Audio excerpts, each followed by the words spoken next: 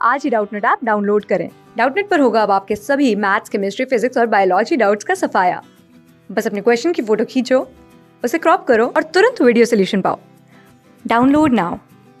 Hello students, यहाँ question given है। Question में कहा जा रहा है कि एक पर्सन एक बकेट को उठाए हुए है, बाल्टी को, जिसका वेट दे रखा है आपका 60 न्यूटन का है, ठीक है।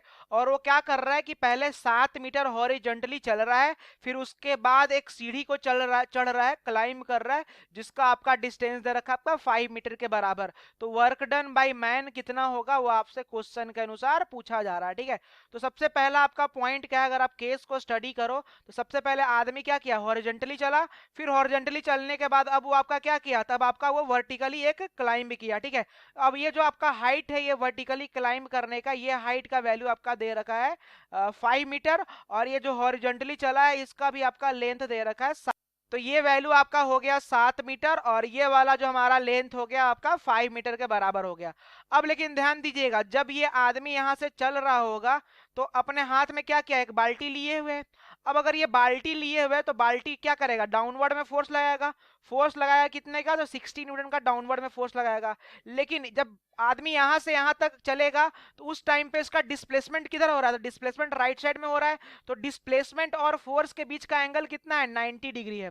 और हमने पढ़ा है कि अगर फोर्स एंड डिस्प्लेसमेंट के बीच में अगर आपका एंगल, अगर आपका 90 डिग्री है, फोर्स और एंगल के बीच का जो एंगल है 90 डिग्री है, तो आपका वर्क डन का वैल्यू क्या होता है, 0 होता है। तो ओवरऑल कंक्लूजन क्या है कि अगर मैं इसको पॉइंट वाइज मार्क कर दूं ए, बी और सी, तो आप कह सकते हो कि जब ये आदमी ए से बी तक गया होगा, हॉरिजॉन्टली अगर चला होगा, तो उस टाइम पे उसके द्वारा वर्क किया जा रहा है 0।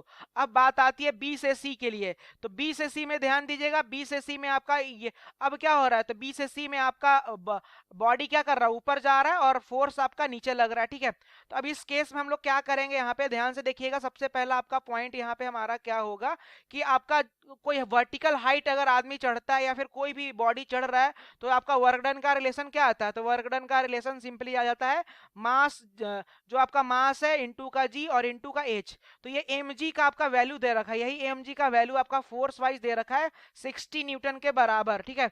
तो ये जो एम और जी का कंबाइंड फोर्स दे रखा है आपका 60 न्यूटन के बराबर है, और जो हाइट चढ़ रहा है आपका वो 5 है।